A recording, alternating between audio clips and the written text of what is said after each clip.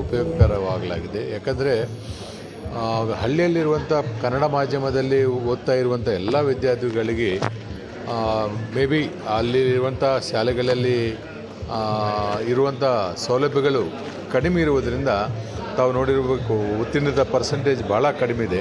Particularly Dharwad ಡಿಸ್ಟ್ರಿಕ್ಟಲ್ಲಿ ಈ ವರ್ಷ 19ನೇ ಸ್ಥಾನ ಪಡೆದಿರುವುದು ಭಾಳ ದುಃಖದಾಯಕ ವಿಷಯ.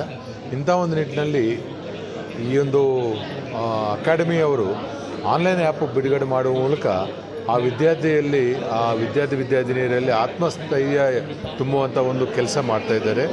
ಈ ಆ್ಯಪ್ ಮೂಲಕ ಕನ್ನಡ ಮಾಧ್ಯಮದ SSLC ವಿದ್ಯಾರ್ಥಿಗಳಿಗೆ ಭಾಳ ಅನುಕೂಲಕರವಾಗಲಿದೆ.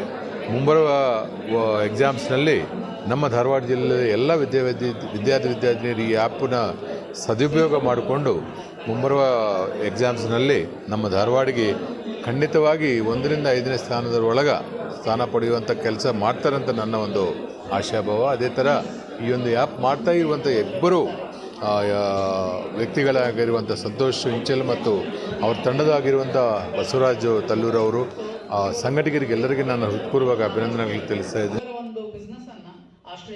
ಅಕಾಡೆಮಿ ಧಾರವಾಡದವರು ಈ ಆ್ಯಪ್ ಏನು ರೆಡಿ ಮಾಡಿದ್ದಾರೆ, ಒಂದು SLC ವಿದ್ಯಾರ್ಥಿಗಳ ಮಾರ್ಗದರ್ಶಿ ಆ್ಯಪ್ ಇರ್ಬೋದು, ಅಥವಾ ಈ ಕ್ರ್ಯಾಕಿಟ್ ಅಂಥೇಳಿ ಈ ಸ್ಪರ್ಧಾತ್ಮಕ ಪರೀಕ್ಷೆಗಳಿಗೆ ತಯಾರಿ ಮಾಡುವಂಥ ಒಂದು ಆ್ಯಪ್ ಇರ್ಬೋದು. ಈ ಆ್ಯಪು ಈ ಗ್ರಾಮೀಣ ಮಟ್ಟದ ವಿದ್ಯಾರ್ಥಿಗಳಿಗೆ ಒಂದು ಜ್ಞಾನಾರ್ಜನೆಗೆ ಮತ್ತು ಕೌಶಲ್ಯವೃದ್ಧಿಗೆ ಅತ್ಯಂತ ಪೂರಕವಾಗಿ ಸ್ಪಂದಿಸ್ತದೆ ಅಂತ ನನ್ನ ಒಂದು ಅನಿಸಿಕೆ.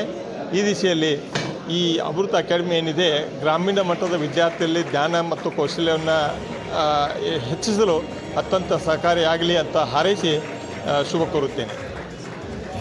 ಇವತ್ತು ಲೋಕಾರ್ಪಣೆಗೊಂಡ ಅಮೃತ್ ಅಕಾಡೆಮಿ ಆನ್ಲೈನ್ SSLC ಕಲಿಕಾ ಆ್ಯಪ್ ಮತ್ತು ಕ್ರ್ಯಾಕೆಟ್ ಸ್ಪರ್ಧಾತ್ಮಕ ಪರೀಕ್ಷೆಗಳಿಗೆ ಉಪಯೋಗ ಆಗುವಂಥ ಆನ್ಲೈನ್ ಆ್ಯಪ್ ಎರಡೂ ನಮ್ಮ ವಿದ್ಯಾರ್ಥಿಗಳು ಅಥವಾ ಕೆಲಸದ ನಿರುದ್ಯೋಗಿಗಳು ಇದರದ ಸದುಪಯೋಗ ಪಡಿಸ್ಕೋಬೇಕು ಅಂತ ನಾನು ಆಶಿಸ್ತೇನೆ. ಧನ್ಯವಾದಗಳು.